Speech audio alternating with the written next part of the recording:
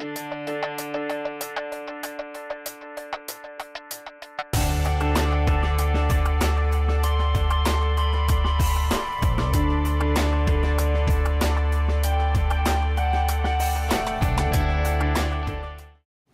welcome everyone, and thank you for your interest in today's topic, wireless technologies in the classroom.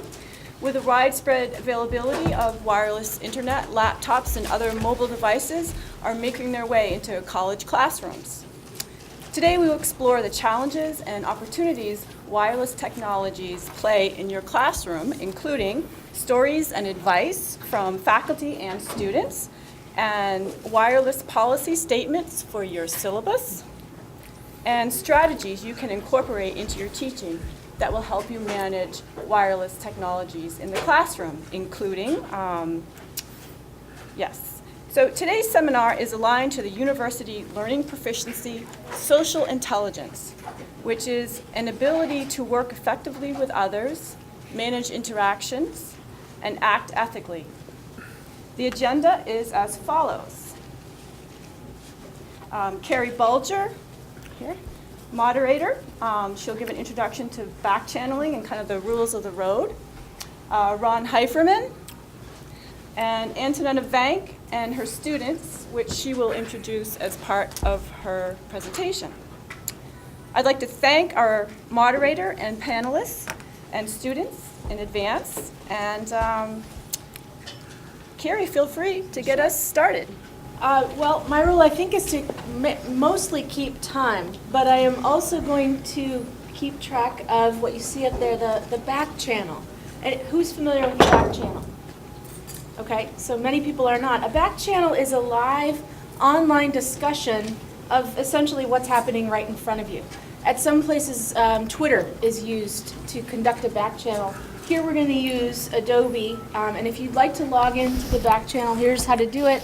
Go to that website, breeze.quinnipiac.edu/wireless, and then you can enter your login and password, same one that you would use to get onto any Quinnipiac website. And what this would allow you to do is make comments or ask questions as the speakers talk about their part of the presentation today. What I'll do is monitor those comments and questions, and as it seems appropriate or when there becomes a lull, I will interrupt whatever speaker is going and ask them to address that question, since they can't see it behind them. But you'll be able to see it. Just a couple of tips. Of course, we would ask that you be polite or collegial in your comments. Also be clear. So if you're going to ask a question especially, make sure that your question is understandable. And one way to do that is to be succinct. Also be open with your comment or question, and try to stay on topic, if you will. Any questions about the back channel? I would just like to comment that you actually log in as a guest. Makes it easier for anybody to log in. So just thank you. Sorry about that.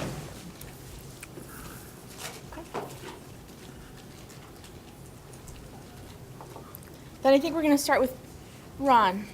Right. Okay, good afternoon, folks. For those of you who don't know me, I'm Ron Heiferman. I'm a professor of history and probably the oldest still ambulatory member of the Quinnipiac faculty, having survived 42 years of teaching here. You'll also notice that I'm the only person in the room without a laptop, which should tell you something. Although I'm not a Luddite in that I don't smash machines because I'm afraid of them, I'm clearly not necessarily a tech-savvy person.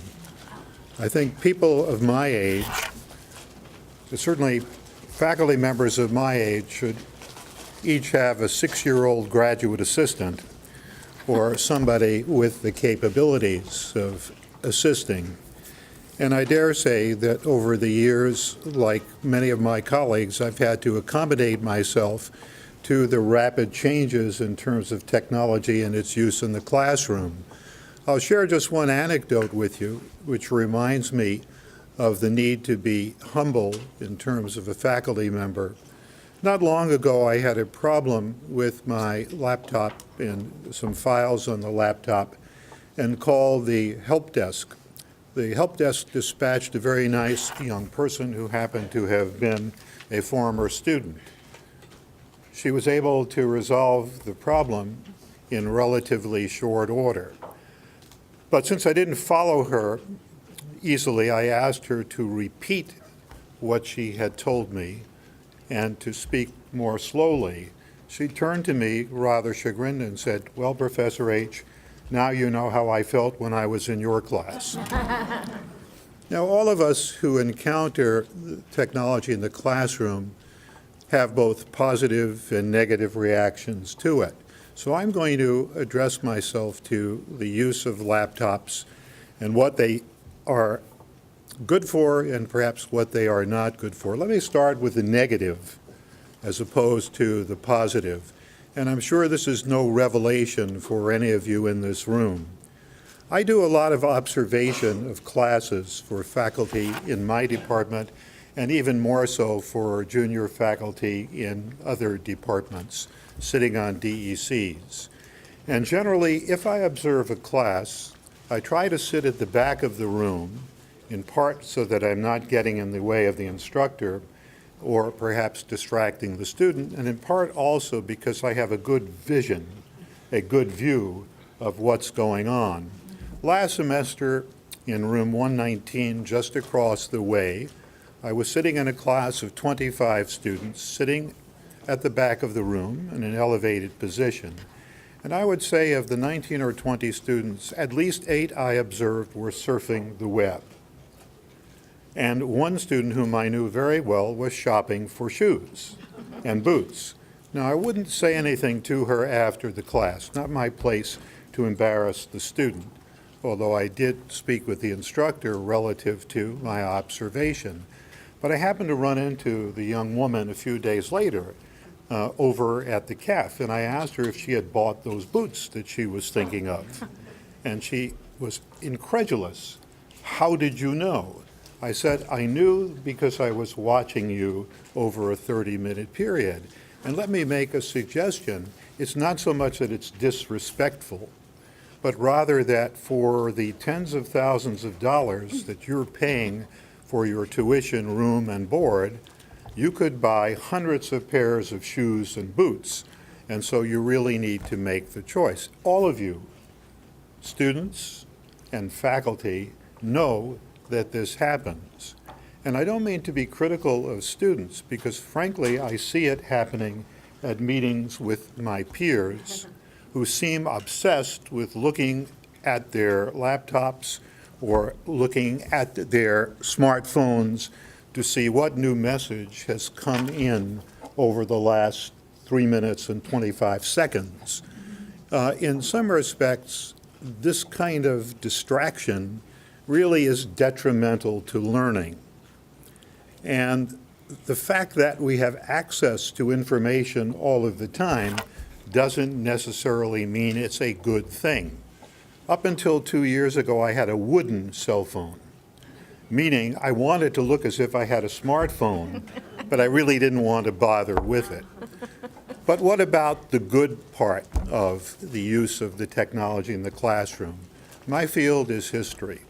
And what I found is, given the vast amount of material available in the public domain, I'm able to put together packets for my students and thus eliminate the need for students to buy textbooks that cost between $50 and $100.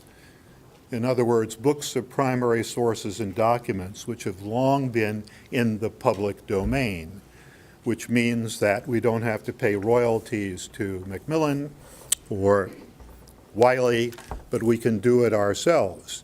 Now, if I post several dozen documents on my course site, I do them, as most of you do, on Blackboard, then it's not unreasonable for a student to bring a laptop when we have a discussion of the material and to access the documents. It would be, I think, both foolhardy and presumptuous to ask students to copy these documents so that they could have hard copy to refer to as opposed to their laptop. So the use not only of the machine, but the access to a world of information really does make teaching easier, and it gives us opportunities that we never have had before. So I have no problem with students who use their laptops to access the readings when we're going to have a discussion. I have no problem with students who use their machines to take notes. Though I must say I team teach a course with a professor or professor emerita who refuses to allow the use of laptops in the classroom, and I've acceded to her request. Although, as for myself, I'm not about to place a restrictive policy in my syllabus. You can tell when students are surfing the web or checking their messages. In the same way that years ago you could tell when somebody was looking at a magazine in their notebook. If you've been at the game as long as some of us, myself included, you know. I don't want to go around the classroom as a police officer. It's not my place to walk around to check what students are doing. But I can speak with students after class to suggest that it's fairly clear that they are not using the machines for constructive purposes. I would add, too, I don't have an attendance policy. That is to say, I don't require students to attend my classes. Fortunately, they almost always do. I'm not a police person, and therefore, if a person really doesn't want to be in the class, they can A, withdraw, or B, they can fail to attend. But if they're going to be there, then they have to be active participants, because learning is not a passive sport. You have to do to learn. If I show a film, I ask students to close their laptops, and I mean close their laptops. Or I might suggest that we're going to have a 2-hour film and discussion after, not to bring the machines to class. And students are generally pretty compliant in that regard. There's also the issue with regard to what you do if you give open book exams about students using their laptops as opposed to a notebook. And frankly, I haven't been able to resolve to my satisfaction how to deal with this or how to cope with it. If, after all, students are taking notes and notes on readings, which they're going to be asked to respond to, it's not unreasonable for them to access them. On the other hand, we all know that you can access a lot of other information, sometimes such that you may use that other information as opposed to the information that you've been assigned. So for me, it's a conundrum. On the one hand, there are tremendous opportunities. On the other hand, there are a great many abuses. And therefore, developing a policy is difficult. I don't have a statement in my syllabus, but I do spend some time at the first class talking about my own feeling about respect in the classroom and how laptops and other kinds of communication devices should be used. I might suggest to a student, if you came to my office and we were speaking and I suddenly looked at my machine to see if there was a message, you would feel that I wasn't being respectful to you. Therefore, accord me the same respect that I would accord you. So that's my introductory remark or set of remarks, and I'll be happy to respond to comments or questions after my colleagues have had their say. I actually think we have a little time now if somebody wants to ask a specific question of Ron.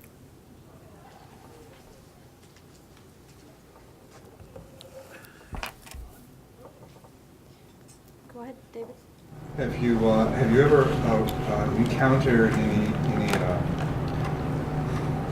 remarks with feeling from students about your attitudes toward laptops in the classroom?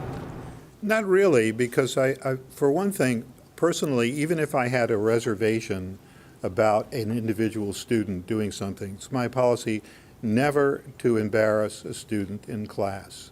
It's not my place or our places to essentially make people feel badly about themselves. I get my kicks doing other things. I'm not a sadist in that regard. But if I've spoken to a student after class or asked them to come to the office, generally the responses are very favorable. My own feeling, David, is if you treat people with respect, they treat you with respect. And in some cases, if I see colleagues, and in some cases colleagues almost my age doing the same thing, it's not just a function of a person's age. So I try to resolve these things privately after initially laying out my feeling, and then struggle with the sort of gray areas, and there are a lot of gray areas. There's a question on the back channel about teaching versus learning and how we assess, is it whether we're assessing teaching versus learning? Is that your question, Bruce? Or? No, it's whether the focus is on presenting information or whether the focus is on, as teachers, on designing activities for them to engage in information. I think it's both, Bruce. I think the access to the information instantly makes it possible for one then to build into the course design the kind of exercises that will allow the students to be more eager or likely to participate. I mean, all of us as instructors have endured silence, and the trick is to either wait longer than those who are waiting for you to intervene, or to devise ways in which you encourage people to participate and to be trite, to take ownership for what they're doing. So I think the technology affords two opportunities. One, you have information, but two, you can also use it in order to have fruitful discussions. You can divide students into groups, and they can essentially discuss things within the groups, or they can indeed take responsibility for leading the class. Certainly in the graduate course I teach every other semester, that's exactly what we do. I'm a facilitator. They're going to essentially be responsible for what goes on, and you can construct projects as well as have access to info.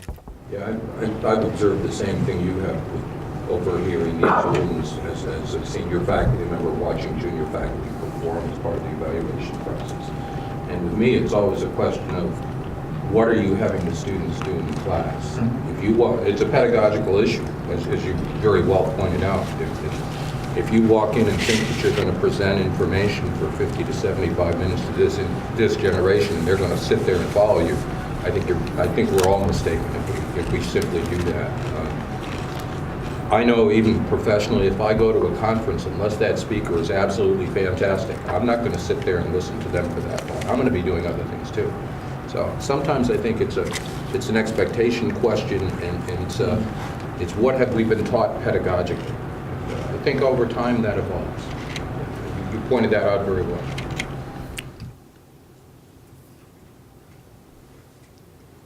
Okay, thanks. We'll pass the baton to Antonetta. Thank you. My name is Antoinette Vang.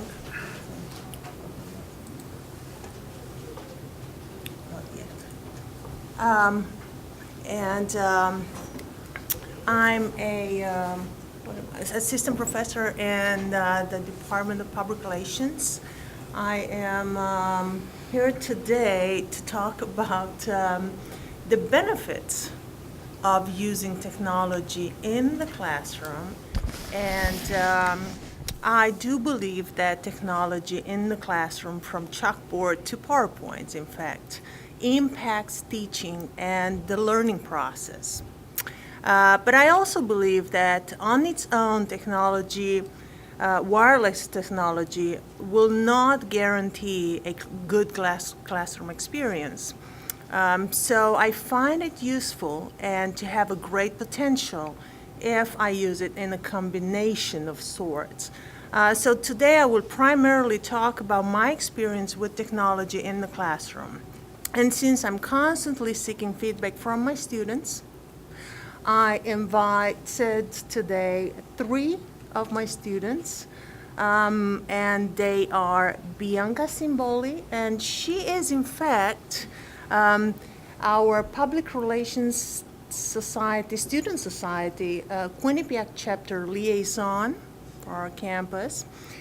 Jamie Laufer, she is a student in our master program in public relations, and Ariel Bonas, and she is a student in public relations principles, PR 101.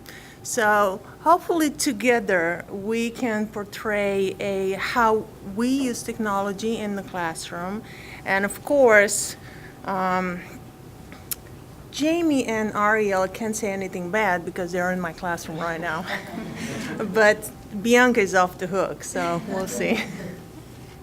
And I wanted to start right from the beginning with some policies that I have in my syllabi, and I have a number of examples. The first one that I thought about that could be useful or interesting is the fact that I put in my syllabus, actually in all of them, an orientation and organization section in which I talk about this at the beginning of the semester, in which I say that we're going to have different strategies in this class. I'm going to be take the role of the lecturer. We're going to have class activities, we're going to have discussions, we're going to have all sorts of things, but we're also going to use Blackboard to its fullest.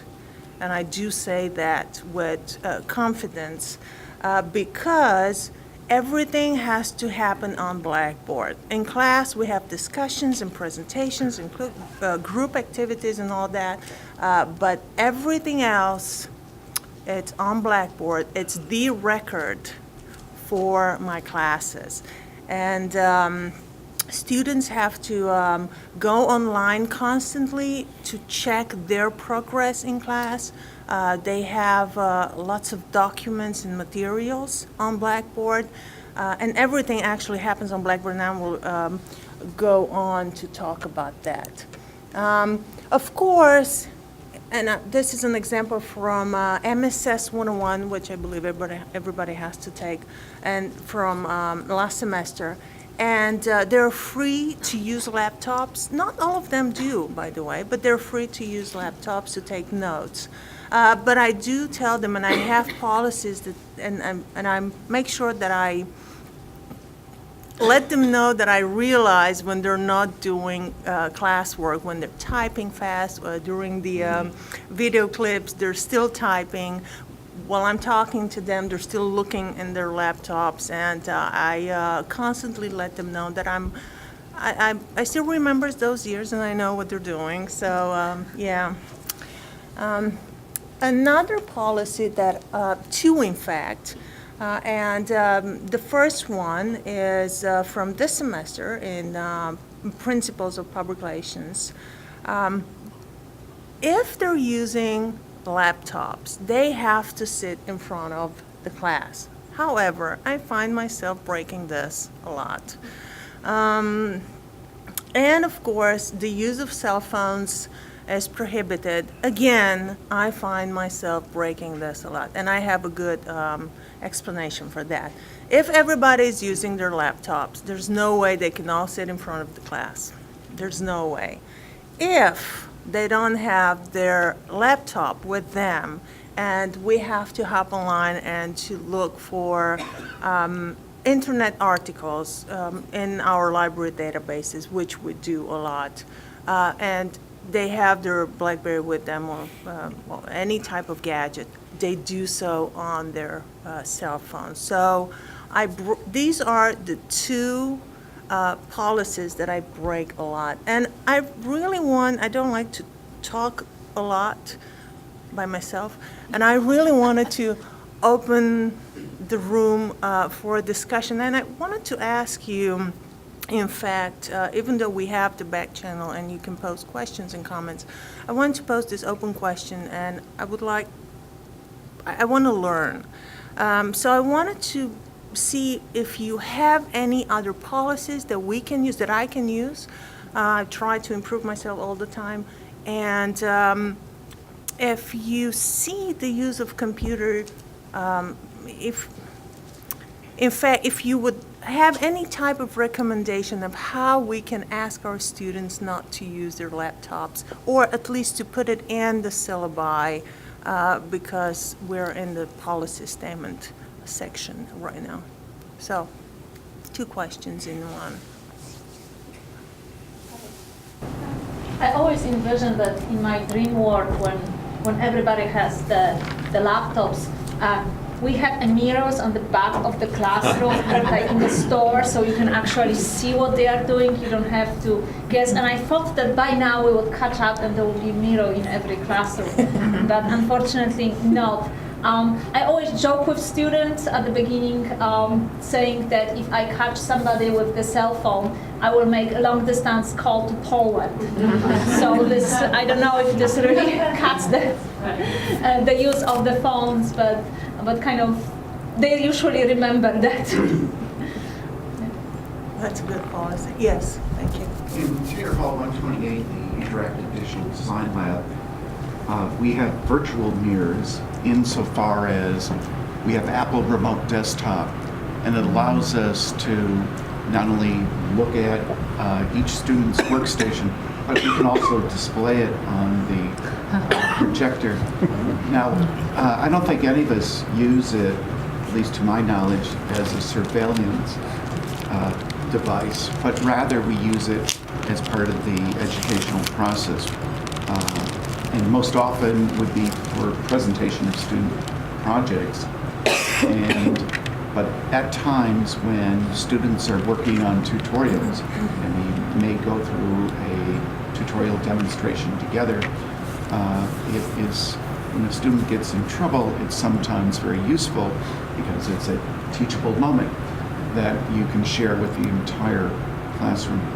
And in many ways that becomes kind of self-organizing policing. Students realize that at any moment their screen could be the public screen. And so it tends to minimize that kind of behavior. Also, I don't patrol or try to see what people are doing, but occasionally when I'm swept away by some point I'm making, I step into or among the students, and once in a while I will notice someone who's texting or doing something else, and I simply gently remind them that their role in class is to be focused on what we're currently working on. But I'm mindful of never embarrassing students. That's very good. Thank you. I have 2 comments. One is just quickly, I don't usually have trouble in my classes, even though each year more and more people are using their laptop to take notes. But today there was one girl that seemed to be typing a little more than I expected, and so as I'm talking, I moved myself to the back. And there were actually 2 people in the back that had laptops open, and I could not tell because of the new screens and the angle. I couldn't actually tell what program they were on. So that's something that's changed, I think. But my real comment is, if we keep in mind, and it's lovely, but I'm just as guilty as the next person, that whatever Bruce, you can help me, what's the statistic for the number of minutes you've got done before, if you're lecturing, let's say, before it's just too much. And so ideally, we wouldn't have the problem with laptops if we were short bits and then something that they're doing and more engaging and then short, so I thought we should just keep that in mind. Yeah, that's a very good point. We need to do that. Yes. I just wanted to offer on the policy around turning off the cell phones. We probably need to think through that carefully. The university has a policy with this text messaging alert post Virginia Tech, where we had the tragedies of the shooting. A lot of universities moved to having that as a notification system. Quinnipiac's one where they're requiring students to put that information in. So I would probably say that they would not want you to require students to turn them off, set them to vibrate, but there was recent Virginia law or outcome of that case where they basically were going to fine the university because they didn't act quickly enough. So we'd hate to put any of our students in jeopardy if that's a mechanism. So just something to think about with regard to policy language around turning off versus putting on silent, or because it could come back later. That's a very good point. I was going to just respond and say once again, maybe reiterate, that what I found useful is at the beginning of each class, each semester, to talk about respect. Respect for students and vice versa. And I think if you put it that way, most people will understand. And it sets the course off on a nice, how shall we put this, the gestalt of the course starts in a way that's amiable and the like. So that doesn't really answer your question in full, but I do think we should spend more time talking about this issue of mutual respect. The ethical issue in the classroom Yeah. when we use laptops is, it has to be at high standards as well. Yes, thank you. I totally agree with your idea on respect. I just wanted to share that I also use Blackboard, because I teach 1 credit business writing courses, and I only see them once a week for 50 minutes. I also use Blackboard to keep the communication going, so every week I'm posting something for them. So I also use Blackboard quite heavily, and I let them know that in my syllabus. And I also have a 4-page syllabus that then ends with 2 more pages of the outline of what's due every week and due dates, so that they always can go get that.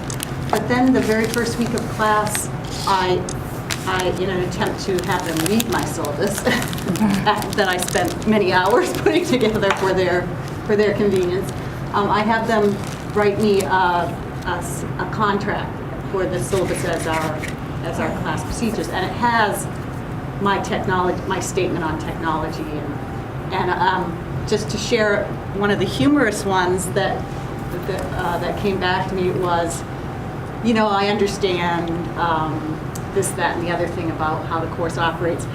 Then there was a statement, while I understand the reasons for not texting while I'm in class,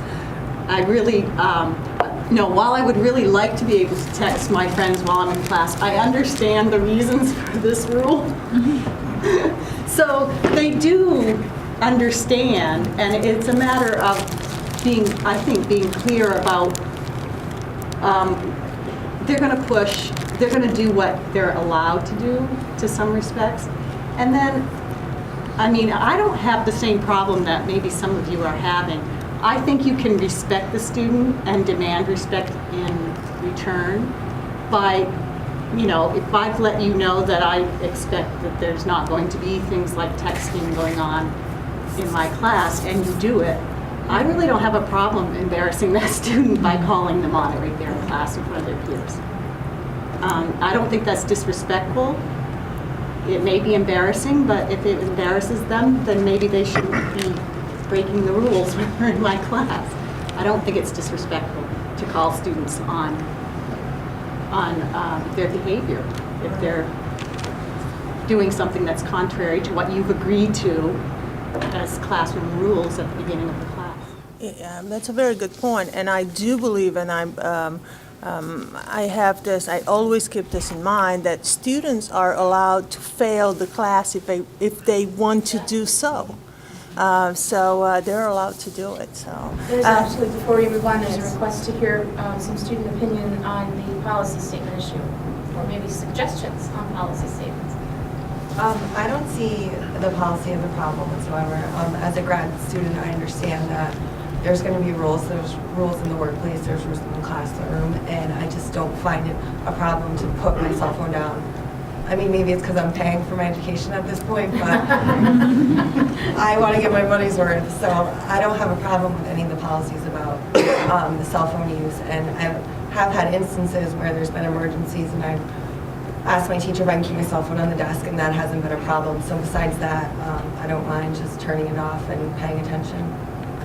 I also agree with that, and with what you were saying too about the disrespect.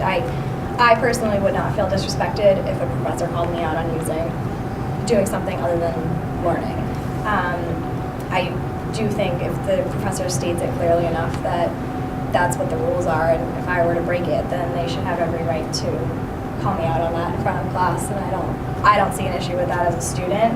I can see why a lot of students would, but again, I'm paying for my education too, so I don't know. I don't think that's a problem when a professor does that, because it is kind of disrespectful to the professor. So I think they have every right to say something. I also agree with my other two colleagues. I feel that cell phone use should only be permitted in the case of emergencies, and they should be addressed to the professor prior to class or at the beginning of class. Otherwise, I don't see the purpose of having a cell phone. I do think it has to do with respect, in the sense that you're there to learn. If you want to sit and talk to your friends, don't show up to class. If you're just going to distract everyone else, if you're going to distract the professor from what they're supposed to be doing when you're not, then just go away.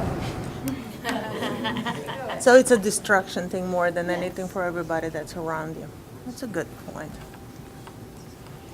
So I would carry on. Another policy that I'm using in my syllabi, in fact, in the 3 sections that I'm teaching this semester, I have this particular policy, and I hold on to it, and I'm going to reveal some secrets. But the thing is, students should not, if we have Blackboard, students should not be required to print their work. The 5 cents, the 4 cents adds up, and if they can get that money and buy a cup of coffee, I'm happy.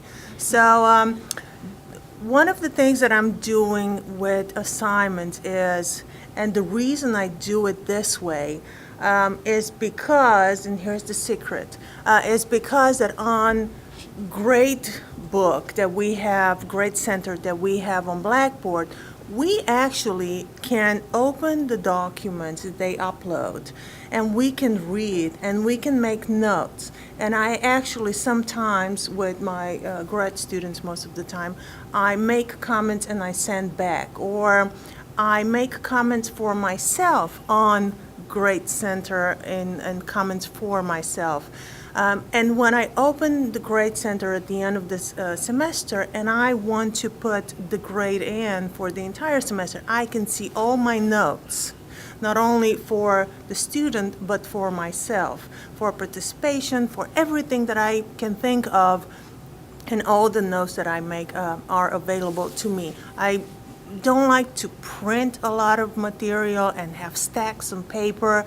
I usually give back students their work if they give them that to me on paper because they paid for it, so I give it back to them so with my comments. So, and I don't have everything at my fingertips if it's on paper. So everything is online. I don't even have to carry my laptop with me. I can access it from anywhere, and it's in the system. It will never get lost. It will get erased from once in a while, but not lost. So that's one policy, and I will get back to this in a second. Now, moving on to a different topic, I believe that wireless in the classroom gives us 3 opportunities. One is for teaching, instructing, one is for interacting, and one is, which I didn't put down, is for improving. And I want to get into teaching, and I do have a number of examples. For instructing, I have every single PowerPoint on Blackboard, and in fact, I make it available to everybody in class at the time of the class. So say the class starts at 10, the PowerPoint becomes available to them at 10 o'clock. They can then access it and take notes. I put a lot of documents on Blackboard because not only they don't have to buy all the books, but there are a number of research journals that we use in class. I upload them and I make sure that they are new in the past 2-3 years. I have ebooks on Blackboard. In fact, ebooks that come from professional organizations, and you can take those, upload them, and use them in class. I have study guides, of course, if a student is not in class.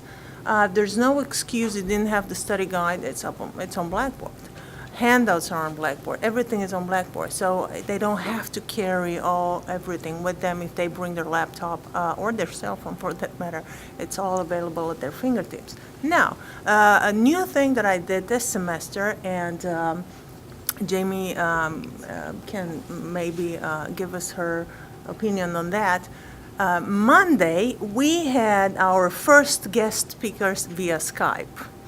I was a bit nervous about it, but it was great. And the guest was up on the monitor, and it was good. She talked to us. I wasn't sure how the audio would work, but we had mics. And it was absolutely incredible to have somebody from the University of Tennessee in this economy coming to our class and talk to us. And we could interact and ask questions and all that. And it was just, I thought it was a great thing. And in fact, 2 weeks from now, we're going to have our second speaker, and she comes from American University in Washington, and she's originally from Palestine. And the same day, we have a student that she's actually traveling from Israel. It has nothing to do with technology, but we're staying in the region, in fact. And she's going to conduct a focus group in our class. But the use of technology and wireless and the fact that we have access to it, I believe that we need to exploit that. And the fact that student could not only hear me in class and have exercise and do all that, but have guests speaking just on the screen, it was just, I thought it was great. What did you think? No, it actually went seamlessly. I thought she was able to see us all. We were all able to interact. I think everyone contributed to the conversation. And it was just interesting to have like a second professor give you a lecture for the day. Thank you. We have a question on back channel? Please answer. Oh, okay, good. So, yes, absolutely. When you guys asked questions of the speaker, did you have to type it in like that, or could you verbalize it? She requested that we interrupt her and ask questions, and we were just able to do it freely in real time. We had a mic. For We the had it set up. students? Yes. Pass the mic around? Yeah. Okay. We had a mic. So I put up the laptop right in front, and then we had a mic, wireless mic, in fact. And then you projected the... Yes. Okay. We had it on full screen, and it was just perfect. That was great. That's some of the opportunities that I thought were great for wireless in classroom, and here are some examples. For example, this is from PR 101, where I put PowerPoint on Blackboard, and in fact, students can open them and take notes under under that particular section on PowerPoint. And this is a example from course materials where I put the link from the library, and not only that, but I have cases, and we have different other materials that we post on Blackboard as well. Now, another way that we use technology in the classroom is for interacting. And in fact, I believe also that active learning is the way to go, and with technology in the classroom, it's very easy to do.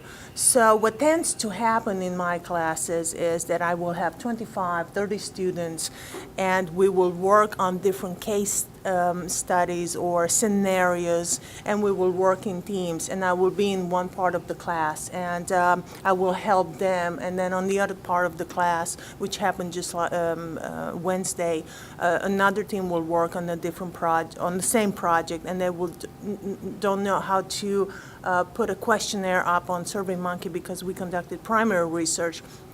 And then I knew that another team already did that, and I would have them help the other team, and it sort of creates an atmosphere of it's a teamwork, and really everybody enjoys it and everybody works together. And it's a bit difficult because you have to not be too controlling in class, and you have to give away a bit of controlling.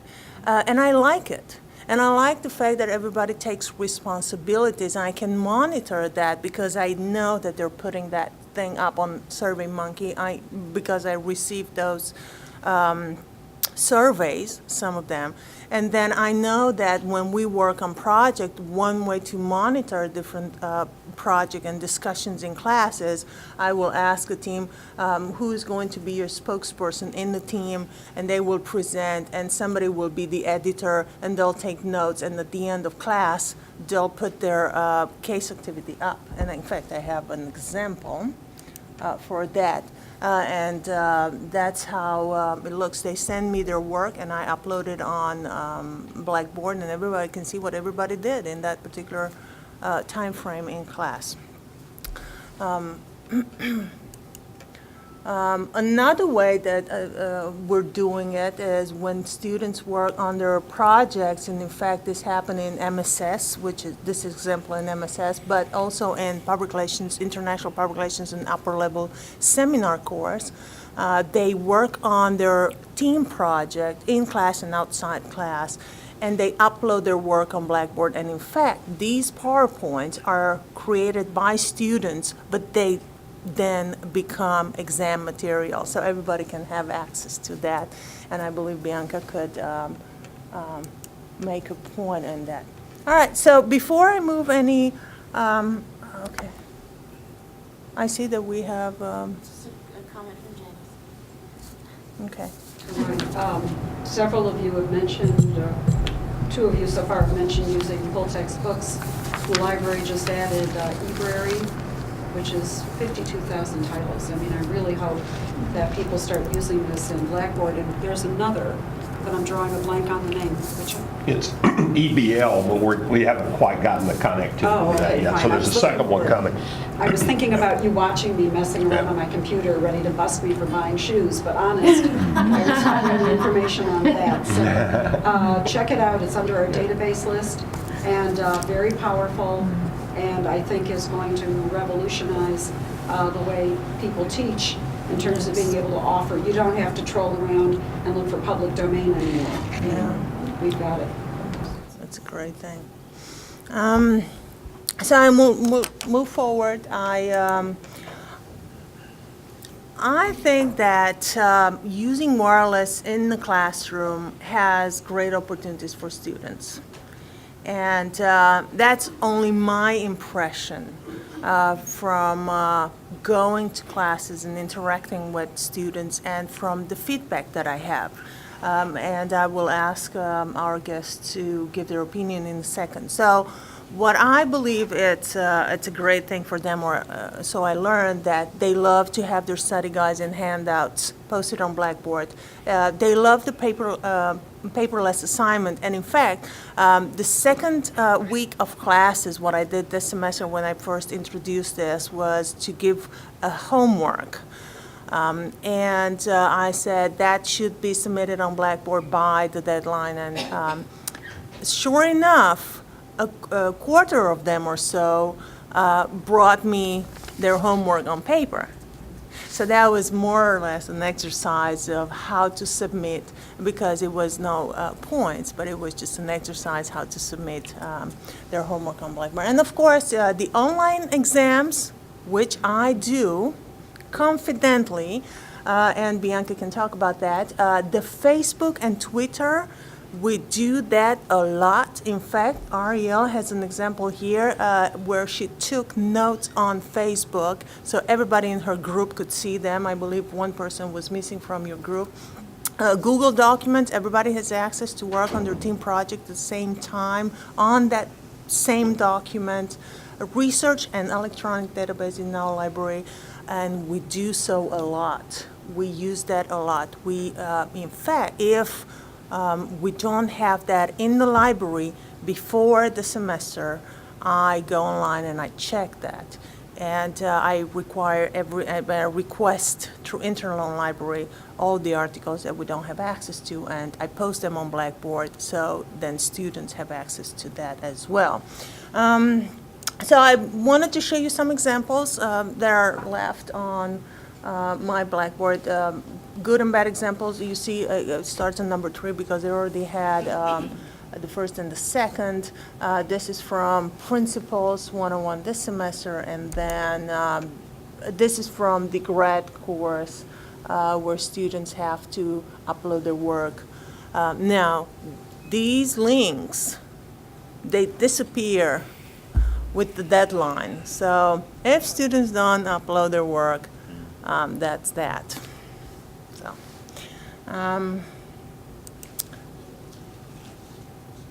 I thought that was on purpose. Apparently not. I didn't even have I wondered that. about that Did too. I have Yeah, yeah. So yeah, live technology. I didn't know that. No, in fact, oh, so you know what this is? It's maybe an image or something. It's the an gap. image. It's an image of Ariel group project on Facebook. Okay. You did that, didn't you? No. So yeah, that's the image of the group project, and in fact, it was very nice. But anyway, so we could actually see how she took questions and she put in, she took notes, and we worked together on the questionnaire, and everybody had access at the same time to the group teamwork, and it was a group Facebook, so it was nicely done, but we can see it. So before I go any farther, in fact, I wanted to let our guests to give their own opinions about the use of wireless in the classroom and how they view that, and maybe give us examples real quick. Whomever wants to start. Okay, I'll start. So I am a student in the Public Relations Master's program, and I'm taking Professor Vonk's International Public Relations class. And I think that Professor Vonk utilizes Blackboard to its fullest capacity. Instead of requiring her students to buy books, she places links to ebooks on Blackboard. And she's taken the time to put up supplemental reading and useful links that are helpful to our final projects. All assignments, like you saw, are uploaded to Blackboard, so we don't have to print any hard copies. She encourages us to bring laptops to class and conduct our research. So in each class, we're given the opportunity to work in groups, and we utilize the library's electronic database, and we're given time to just review and research what we just talked about in that class and work on our group projects. So basically, bringing a laptop to class, it makes it really easy to refer to online assigned journal articles that we were assigned to read, and the information's right at your fingertips, so you don't have to lug around your books or rustle through papers. I'm not that organized, so with the laptop, it makes it easier just to click on something and then it's open, and then you take less time and it's less cumbersome. And basically, in my case, what I found the most beneficial part of being wireless in the classroom is that it saves a lot of money. Not having a book saved me about $200. Not having to print my homework assignments or my journal articles, that's 5 cents a page, and I know it doesn't sound like a lot, but when you're printing a 50-page journal article, it adds up. So, like Professor Monk says, I'm very caffeinated, and I save my money to get my coffee. So not only I found is it efficient, but it's economical for me as well. I could probably talk a little bit about the online exams. I know that's probably a concern for a lot of you. I think this was probably, I took her undergraduate international class, and this was probably one of the first classes where I did take an online exam that wasn't multiple choice. It was writing a paper. And I know probably a lot of you are thinking about academic integrity and cheating and things like that, but we were required to cite all of our sources by the end of the midterm. The midterm actually happened in class, and the final was a take-home. But what I liked about this was that I wasn't spitting back knowledge. I was able to use the resources that I had via the internet, via Blackboard, to construct a paper and an idea. And I think that's very beneficial for students because you're not scrounging around last minute trying to study and look through all of your text and everything like that. And I was able to utilize different things. And the PowerPoints that we do in class that were posted were used as resources for our projects and our papers. And I just think that's very beneficial in that sense. And I think the way the professor goes about it is the way that the student's going to react to it. So if a professor makes these things available in the right sense, I think a student's going to be able to take advantage of that instead of cheating off of it. So that's my sense. And I feel that it's appropriate for me to talk about the social media aspect of being wireless in the classroom, as that was unable to be shown. I do have a private Facebook group working on our PR campaign because I'm in Principles of Public Relations with Professor Bonk. And throughout the course, we take our notes, we post links that we find online, we summarize our articles and what we're doing. Our focus is a nonprofit organization. We chose the Museum of Modern Art in New York City. So if we ever find an article or a blurb or something on a Twitter feed, on their Twitter feed, then we just post it up on the group. Or it is suggested that all of us in the group are actually on Twitter as well. So we all follow the Museum of Modern Art on Twitter. But personally, not only do I follow the Museum of Modern Art, who's our prospective client, but I also follow PRSSA National and certain PR firms that I'm thinking about interning at. So, but going back to PRSSA National, they had an assembly recently, and I felt like I was there because so many people were tweeting about the assembly, and PRSSA National was retweeting or reposting, in a sense, their tweets. And like all of the lectures were posted links to videos and articles and notes being taken, and I felt like I was right there. And then when Ariel told me about this, she mentioned this in class, and she said, "May I share an idea that I had recently?" And I said, "You never know what's going to happen that moment in time." But she mentioned that she wanted to sign up on Twitter. I do not use Twitter, but I learned a lot about it. And she really she made the point. If you are interested in a professional organization and you want to follow that, or you're interested in what a professional is saying, or you wanted to know what jobs were posted on that particular website, but instead of you going there, you received the tweets. I thought that was a fantastic idea. Why not encourage that? And in fact, we're going to, in the remainder of the semester, I'm going to discuss news in the profession. And one way to learn is to either go on their websites or to sign up and receive it, and you don't have to there's no effort in it. You just receive information. So I thought that was a great idea. Now, in fact, I wanted also, besides having guest speakers, thank you very much, besides having guest speakers in class via Skype and all that, I also learned from our guest that is coming 2 weeks from now, that when they had during the winter storms and all that, she held her classes via Facebook. And I thought that's a wonderful idea, and I will never cancel class from now on because I will create a group meeting. I have to learn about that. A group meeting on Facebook. And she said, and this story has actually received a lot of hits on Facebook, and it was discussed in Washington Post as well. So it's a national story already. But she said at the beginning she didn't know how to deal with Facebook. She was writing her ideas and comments, but she hit enter. but those comments were never posted on Facebook, and she learned, one student said, you have to hit submit. So she said submit. So she learned how to deal with that. And some students were on the metro, some were on, they were not on campus. Nobody, almost never, anybody was on campus. So I believe I will, I'm pretty sure that I will do that next time we have a winter storm, which actually will happen tomorrow, I believe. Yes, I had to bring that up. So, yes, please. Question.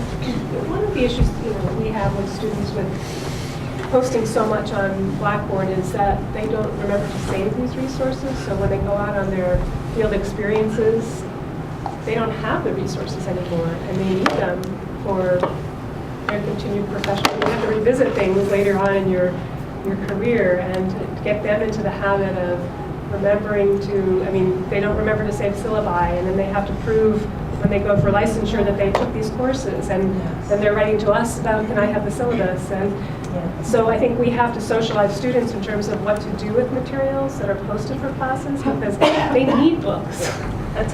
Our students need to have those resources, 5 years down the line, and they don't have them. And so I think it's a real danger that they think it's just for this class and not for continued growth as a scholar or professional. So I'm wondering if other people have a way to help students deal with that issue. I'll kind of respond to that.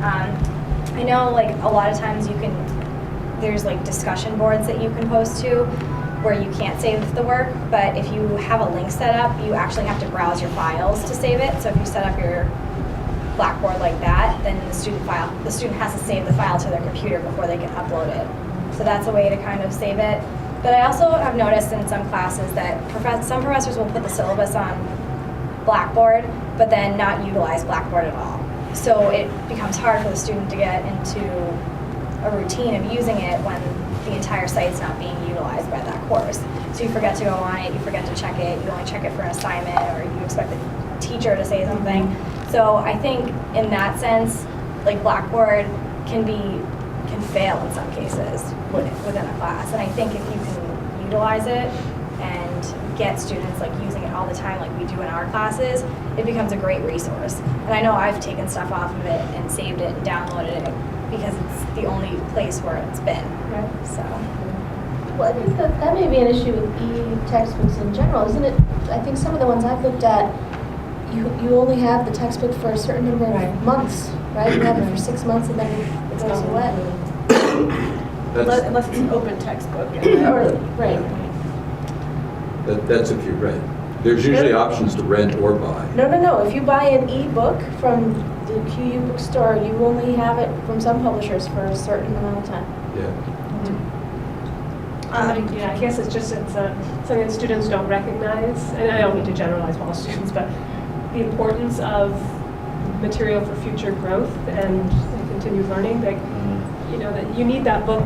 Maybe it doesn't mean so much to you now, but when you're in a clinical situation 2 years down the road, you really wish you had that neuro book that you don't have anymore, or you don't have any of the resources. So I think that's a danger of journal articles, because they're not going to have access when they're not students to the array of databases, and so some way to get them sensitized to save those articles. That's actually part, I think, of the larger issue of faculty getting textbooks that are relevant, and if we're making students spend this much money, $170 for a textbook, is it something that's worth $170 to them or not? And I think a lot of times the textbooks aren't worth what we're asking the students to spend on them. And I just think that there needs to be a sort of a more thought process going into what you're actually asking the students to purchase. A lot of that depends also on your teaching style or technique, because one style or one way of teaching doesn't fit all. I myself like lecturing, and I like to think that I'm quite good at it.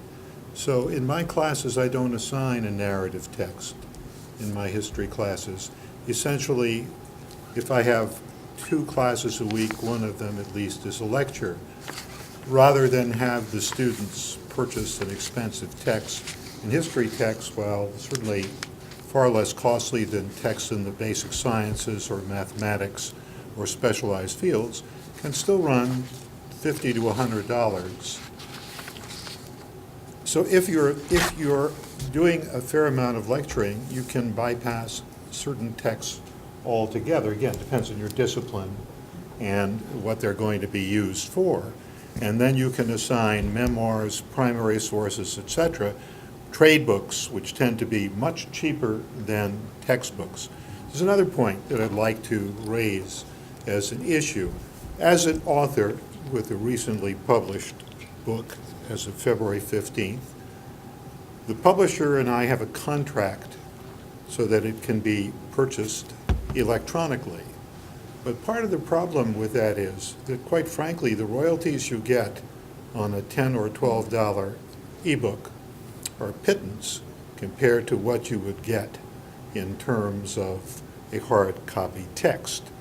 And one reason that certain things will not be available, at least not for a while, is that, after all, the author or the playwright or the composer should be entitled to some fruits of his or her labor on that score. And this is an issue that I'm sure, well, it's come up in terms of Google, the arrangement Google has with the author's registry with regard to copy, etc., and the federal courts have in fact rejected the contract. So there are a lot of issues with regard to access to information that are likely not going to be resolved by us as teachers and learners, but are going to be resolved in terms of litigation. I want us to keep an eye on the clock here. We have more slides to go through. Yeah, okay. We looked at the pros of using technology in the classroom, so now I just wanted to look at the cons of using technology in the classroom. I believe we went through this. I just want to, in a organized manner, just maybe interaction with students. It's a bit difficult when all students are on their laptops. The problem with divided attention, maybe students will spend too much time taking notes or browsing on different websites, of course. Now, this is, I would think, our problem, maybe using PowerPoint as a crutch for our presentation instead of walking through class and just have PowerPoints as in helping us with examples. And it could, I would believe that technology in classroom could make it a bit impersonal when students have their laptops in front of them and you really can see only half of their top of their heads. But I would also like to hear your opinions on this. Now, this is, I would believe, fair to say. It happens. It happens in all my classes. With no exception, I can see students that are on Facebook or doing different things. But again, I believe that students have the right to fail the class. I put my policies up for them. I believe that I'm repeating myself. It's almost to the point of redundancy, but I can't say no. But I can see what they're doing, and I'm up here, and they're sitting, and we all see what they're doing. So it's their right to fail the class. Now, asking student suggestion, this is the one of the most important things that I did last semester. I asked students for their opinions of what should I do when I see them using different things, with laptops for social things. And they said one of the things that I'm doing actually right now in class is walk around the room. But then by the time I turn around and go to the other side, they're back on whatever they're doing. So that's the thing. But this is some of their suggestions, and I thought I would share this with you. It came to me through a extra credit assignment, they received credits, and I got their opinion. So they said, address the person using the device, give a warning. Deduct class participation points. I do that all the time. Allow cell phones only for emergency purposes. Jamie mentioned that. Ban laptops or laptop privileges for certain students. Have no laptop time in class, and I found that very useful, and I do that. Consider a violation and have an absence for that. Have students write down things. That's absolutely right. And I do have quizzes in my classes. I said, okay, put everything down. What did we discuss in the last 5 minutes? That's all I need to know. So, one student said, kick the student out of class for a week, so I'm not sure about that, but that's quite extreme. But these are, and I have, this was a longer survey that I, extra credit assignment, and I have more comments from them. Now, future plans, absolutely, I will continue to use laptops, wireless in the classroom. I will continue to use Blackboard. I will continue to do all that I did and maybe even more. I will continue to have online exams and paperless assignments because I think that that's something that students enjoy and like, and I will continue to have class activities where students work in teams and then submit their work to me, and I can post that on Blackboard. Every single thing that is posted on Blackboard, it's material for exam, which they have access to if they have an open book exam online. Now, for those exams, and Bianca didn't mention that, just to make a note, if I give open books exam online, half of the students are not in class, even more, which that's fine. I only want to see your exam. And their exam will not be, I will not accept it if it does not have a reference list. So. 2 policies, closet for my syllabi, and I thought this come from Vanderbilt University. Anyone who engages in rude, thoughtless, selfish behaviors such as use of cell phone, instant messages, games, will have his or her cell phone confiscated, which I thought would be very interesting to see how they react. The cell phone will be returned after the student apologizes, that's the catch, to the class next time. Now, and another policy, and I'm considering very seriously to add these 2 in my syllabi. If your cell phone is heard by the class, you're responsible for completing one of 2 options. So either sing a verse or whatever, and then to the extent that this will be a multiple violation, duets will be accepted. So. I like the last clause. That's sweet.